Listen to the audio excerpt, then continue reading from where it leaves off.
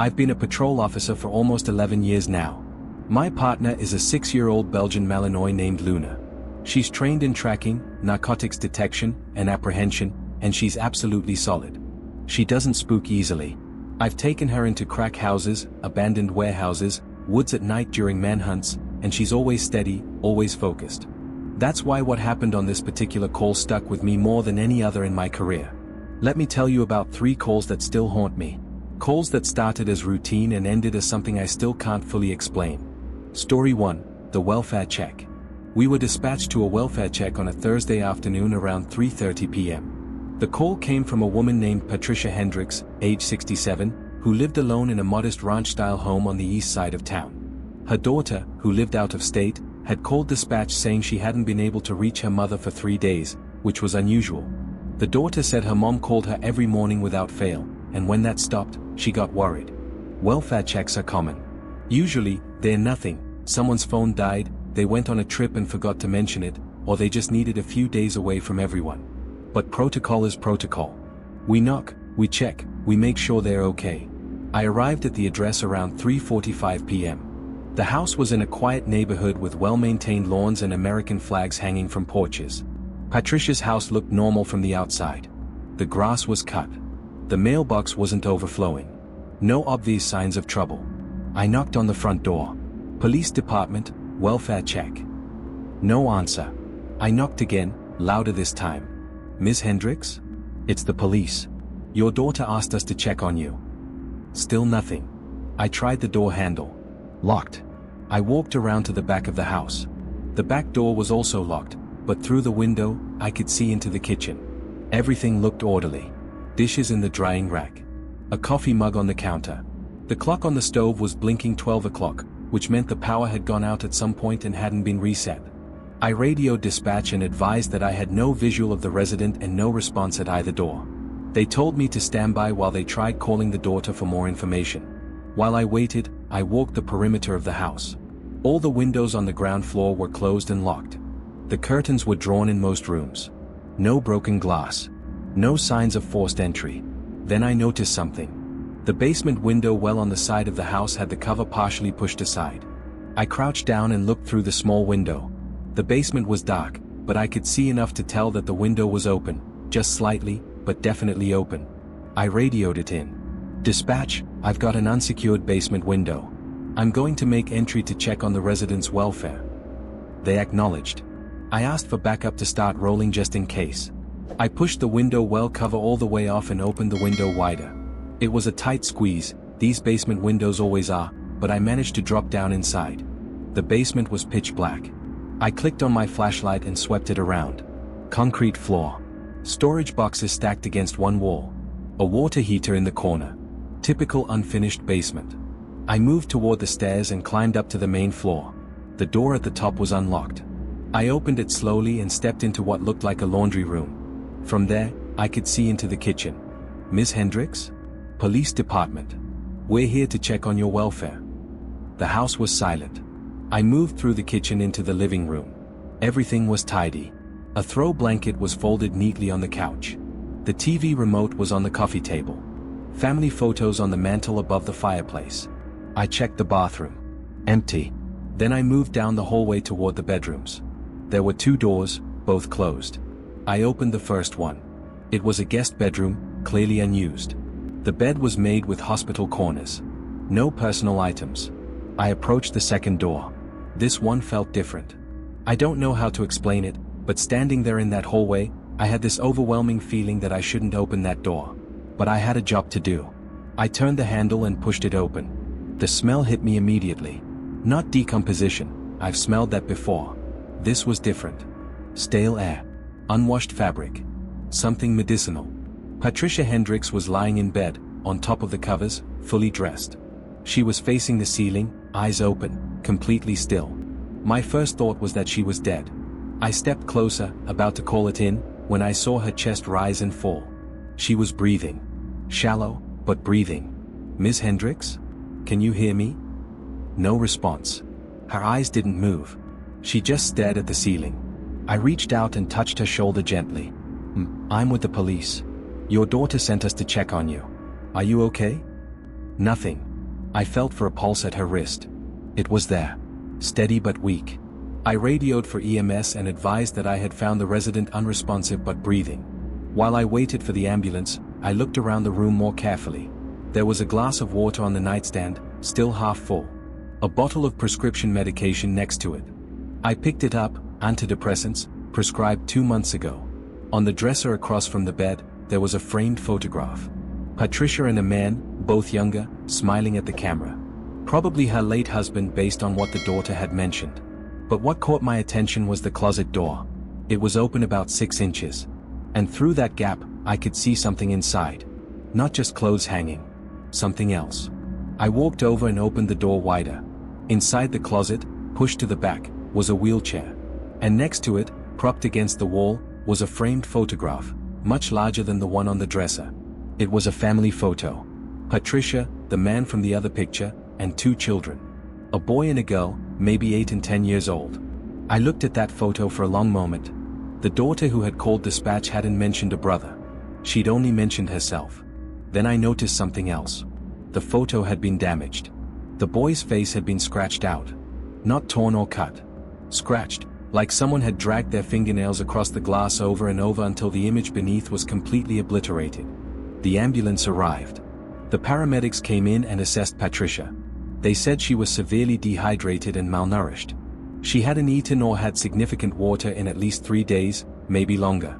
They loaded her onto a stretcher and transported her to the hospital. I stayed behind to secure the house and wait for the daughter to arrive. She'd been contacted and was driving in from 2 states away, but it would take hours. While I waited, I called dispatch and asked them to run the address through our system. See if there was any history. What came back made my skin crawl. 15 years ago, there had been a 911 call from this address. A domestic disturbance.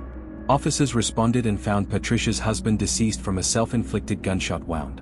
But it wasn't just him. Their son, age 16 at the time, was also deceased. Murder-suicide. The husband had shot the boy, then himself. Patricia and her daughter were home when it happened. They'd heard the shots.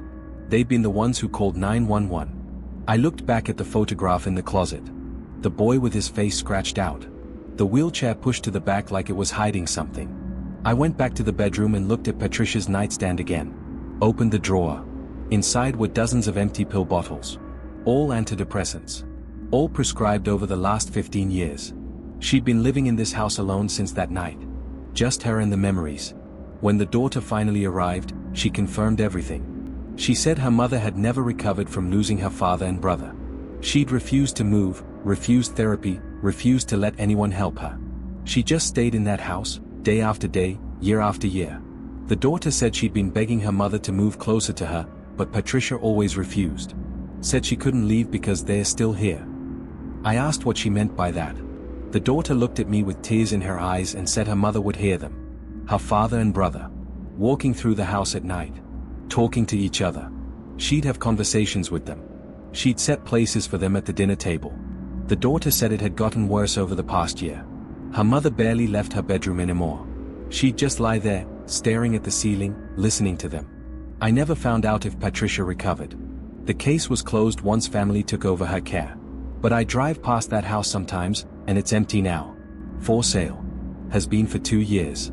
No one wants to buy it. And I don't blame them. Story 2, the highway call. I've been working highway patrol for 7 years now. Most of my job is traffic enforcement, speeding tickets, DUI stops, accident response. It's repetitive but important work. You see the same stretches of road so many times that you start to notice patterns. The places where people speed. The intersections where accidents happen. This call happened on a stretch of highway about 40 miles outside of the city. It's a rural area. Farms. Woods. Long gaps between exits. Around 1:30 a.m. on a Tuesday in late November, dispatch toned me out for a motorist assist. Someone had called 911 saying they'd seen a vehicle pulled over on the shoulder with the hazards on, and they weren't sure if the driver needed help. I was about 10 minutes away. I acknowledged the call and headed that direction. When I arrived, I found a silver sedan parked on the shoulder, hazards blinking. The vehicle was empty. Driver's side door closed but unlocked. Keys still in the ignition. Engine off. I ran the plates. The vehicle was registered to a woman named Melissa Crane, age 31, from an address about 60 miles south. I checked inside the vehicle with my flashlight. Purse on the passenger seat. Phone in the cup holder, battery dead. A bag of groceries in the back seat. Nothing that immediately suggested foul play, but the fact that the driver was nowhere in sight was concerning. I radioed my location and advised that the vehicle was unoccupied. I requested another unit to start my direction and asked dispatch to try calling the registered owner's emergency contacts.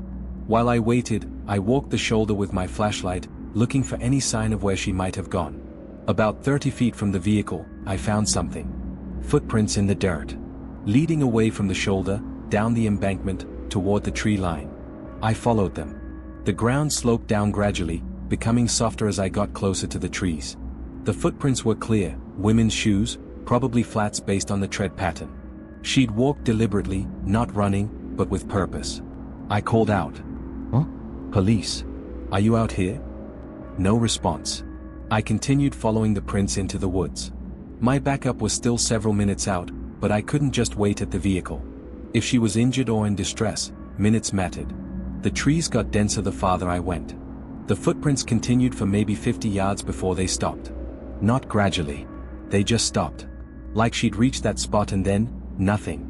I stood there, sweeping my flashlight around, trying to make sense of it. The ground around where the prints ended was undisturbed. No sign she'd turned around. No sign she'd been dragged. Just, nothing. I called out again. "Melissa? If you can hear me, say something." That's when I heard it. Singing. Faint, distant, but definitely singing. A woman's voice.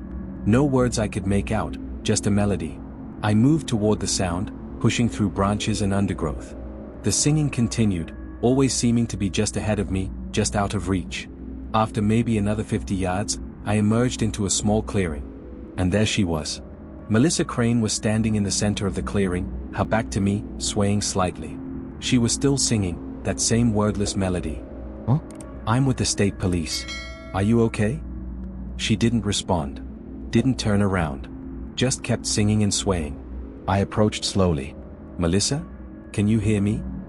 When I got within about 10 feet, she stopped singing. Just stopped mid-note and went completely silent.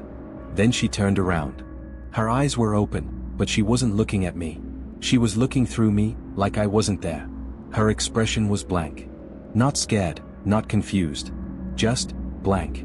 "Melissa, I'm here to help you. Let's get you back to your car, okay?" She tilted her head slightly, like she was listening to something I couldn't hear. Then she spoke. But it wasn't her voice. It was deeper. Raspier. And it wasn't English. I don't know what language it was, but it definitely wasn't English. I've been trained for a lot of situations. Active shooters. Domestic violence. High-speed pursuits.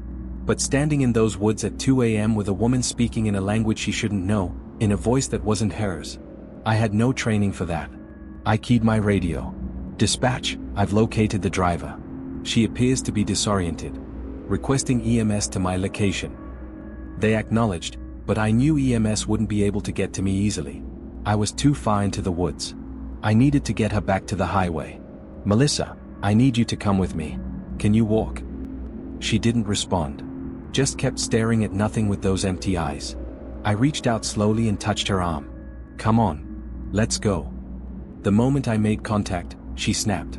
Screamed. Started thrashing and trying to pull away. I had to restrain her, carefully, trying not to hurt her, but she was strong. Adrenaline strong. She was screaming that same language, over and over, getting louder and more panicked. Then, just as suddenly as it started, she stopped. Went completely limp in my arms. I lowered her to the ground and checked her pulse. Still there. She was breathing. But she was unconscious. My backup arrived at the highway and radioed asking for my location. I gave them directions, and 2 officers made their way into the woods with a stretcher from EMS. We carried her back to the ambulance. On the way, she woke up briefly. She looked at me, really looked at me this time, and said in perfect English, "Thank you." Then she passed out again. At the hospital, they ran tests. Toxicology came back clean. No drugs. No alcohol. No medical explanation for what happened. When she was finally coherent, she told the doctors she didn't remember leaving her car. Didn't remember walking into the woods. Didn't remember any of it. The last thing she remembered was driving on the highway, feeling tired, and pulling over to rest her eyes for a minute. The next thing she knew, she was waking up in the hospital. I wrote my report. Included everything I observed. The footprints that stopped. The singing. The language she spoke. The way she looked through me like I wasn't there. My sergeant read it and called me into his office. He asked me if I'd been drinking. I said no. He asked if I was under any unusual stress. I said no. He told me to take a few days off and clear my head. I took the days off, but I didn't need them. I know what I saw. I know what I heard. About a month later, I looked up Melissa Crane on social media. Found her profile. She seemed fine. Back to normal life. Posted pictures of her kids. Her job. Normal stuff. I never reached out to her. Never asked her about that night. I figured if she didn't remember, it was probably better that way. But I drive that stretch of highway every night, and I always slow down when I pass the spot where her car was parked. I look at the tree line and think about those woods. And I wonder what she was walking toward when I found her. Or what was calling her into those trees. Story 3, The Abandoned Fire Station. I've been a patrol officer for a little over 9 years now. I've worked the night shift for most of that time, 10 p.m. to 6 a.m. You see a lot on midnights. You also develop a routine. You learn which streets are quiet, which businesses get broken into, which houses to watch for domestic situations. One of my regular patrol routes took me past an old fire station on the west side of town. It had been abandoned for probably 15 years. The city built a new, larger station closer to the center of town, and this one just sat empty. Boarded windows. Graffiti on the walls. The kind of building that should have been torn down but somehow never was. I drove past it every night. Multiple times per shift. Never thought much of it. Until the night I got a call to check it out.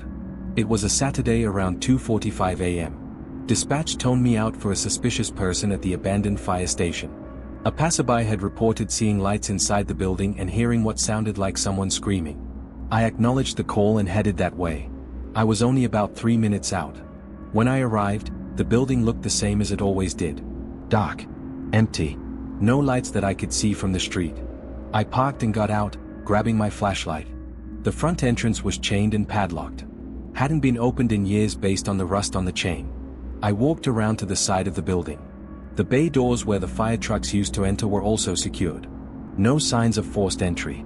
I continued around to the back. That's where I found it.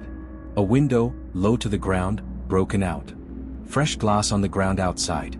This was recent. Within the last few hours at most. I radioed my location and advised that I had signs of possible entry. I requested backup. While I waited, I crouched down and looked through the broken window. My flashlight beam showed what looked like a storage room. Empty shelves. Dust. Nothing moving. Backup arrived, Officer Mike Dawson, someone I'd worked with for years. His solid. Calm under pressure. "You want to wait for more units?" he asked. "No," I said. "If someone's screaming in there, we need to check it now." We cleared the glass from the window frame as best we could and climbed inside. The storage room led to a hallway. The building was laid out the way you'd expect an old fire station to be. Equipment storage, locker rooms, offices, kitchen, sleeping quarters. Everything was covered in dust and graffiti. It smelled like mold and rot. Mike and I moved through systematically, clearing each room. Storage, empty. Locker room, empty. Offices, empty. We reached the apparatus bay, the large open space where the fire trucks would have been parked. It was massive. High ceilings. Concrete floor. Our voices echoed when we called out. "This is the police. If anyone is in here, make yourself known." No response. We moved toward the back of the bay where a staircase led up to the second floor. That's where the sleeping quarters would be. As we climbed, I heard something. Faint. Like movement above us. Mike heard it too. He looked at me and nodded. We reached the top of the stairs. The second floor had a long hallway with rooms on either side. The doors were all open except for one at the very end. We moved down the hallway, checking rooms as we went. Old bunk beds. Mattresses stripped and thrown on the floor. More graffiti. When we reached the closed door at the end, I noticed something. The door handle was cleaner than everything else. Like it had been used recently. Touched by hands that removed some of the dust. Mike positioned himself to one side. I stood in front of the door. "Police." "Open the door." "Nothing. We're coming in." I tried the handle. Locked. I stepped back and kicked it. The old wood gave way easily. The door swung open. The room was pitch black. Even with our flashlights, it was hard to see clearly because the windows had been covered with something, tarps or blankets nailed over them. As my eyes adjusted, I could make out shapes in the room. A sleeping bag on the floor. A battery-powered lantern. Food wrappers. Empty water bottles. Someone had been living here. But more disturbing were the walls. Every wall in that room was covered in writing. Not graffiti. Words. Sentences. Paragraphs. Written in what looked like marker or paint. I stepped closer to read them. They were ramblings. Incoherent thoughts. Some of it religious. Some of it paranoid. References to them and watching, and the fire that never stops burning. One phrase was repeated over and over, written in different sizes and styles across all four walls: "They are still inside." Mike was looking at the floor. "Check this out." I joined him. In the center of the room, drawn on the concrete floor in chalk, was a circle. Inside the circle were symbols I didn't recognize. And in the very center of the circle was a photograph. I crouched down to get a closer look. It was an old photograph, faded and creased. It showed a group of firefighters standing in front of this very building. Based on their uniforms and the quality of the photo, it had to be from the 1980s or early 90s. But someone had taken a red marker and drawn XS over 3 of the faces. "We need to search the rest of this floor," I said. We backed out of the room and continued down the hallway. There were 2 more rooms at the far end we hadn't checked yet. The first room was empty. The second room's door was also closed. I repeated the same procedure. Announced ourselves. No response. Kicked in the door. This room was different. It wasn't set up like someone was living there. It was set up like a shrine. More photographs on the walls. All of firefighters. All with red XS over certain faces. Newspaper clippings tacked up. I moved closer to read them. They were articles about a fire. A warehouse fire from 1987. 3 firefighters died when the roof collapsed. Their names were listed in the article. I looked back at the photographs on the wall. The 3 faces with XS matched the 3 names in the article. Mike was looking at something in the corner. "You need to see this." I walked over. In the corner, arranged carefully, were 3 firefighter helmets. Old ones, probably from the 80s. Each one had a name written on it in white paint. The same 3 names from the article. "These are the helmets from the firefighters who died," Mike said. "But how would someone get these? Wouldn't they be in storage or given to families?" "Should be," Mike said. "Unless someone took them." That's when we heard it. From downstairs. The sound of glass breaking. We both moved immediately, back down the hallway, down the stairs, toward the apparatus bay. When we reached the bay, we saw the broken window we'd entered through. But now there was someone there. A figure, climbing out. "Stop! Police!" Mike shouted. The figure didn't stop. They scrambled through and took off running into the night. Mike and I gave chase. The figure ran into the alley behind the building. We pursued, but they had a head start and knew the area. We lost them 2 blocks later. We returned to the fire station and called for detectives and crime scene investigators. The investigation revealed that someone had been squatting in the building for at least several weeks. The writing on the walls, the photographs, the helmets, it all pointed to someone with an obsession with the 1987 fire. Detectives started cross-referencing. Who would have access to those helmets? Who had a connection to that fire? What they found was disturbing. One of the firefighters who died in that warehouse fire had a son. The son would have been 8 years old when his father died. That son would now be in his late 30s. They tracked him down. His name was David Keller. He had a history of mental health issues. Multiple hospitalizations. He'd been homeless on and off for years. When they located him and brought him in for questioning, he admitted to staying in the old fire station. He said he went there to be close to them. He said his father and the other 2 firefighters who died were still there, trapped in the fire. He said he could hear them screaming at night. That's what the passerby had heard, not someone being harmed, but David screaming back at voices only he could hear. He'd taken the helmets from a storage facility years ago. He'd been collecting photographs and articles about the fire for decades. He said he was trying to free them from the fire by performing rituals in the building. The rituals, the symbols on the floor, the arrangements of the photographs, were his attempt to communicate with his dead father. David was hospitalized. The building was secured and later torn down. The city said it had been a liability for too long. But I still think about that room. The walls covered in desperate ramblings. The photograph in the center of the chalk circle. The helmets arranged like a memorial. And I think about David Keller, sitting alone in that dark room, talking to ghosts. Trying to save his father from a fire that happened 35 years ago. Just about everyone in law enforcement has at least one call that sticks with them. One that doesn't fit neatly into a report. One that makes you question what you thought you knew about the world. These were mine. And I carry them with me every shift, every night, every time I pull up to a call and don't know what I'm about to find.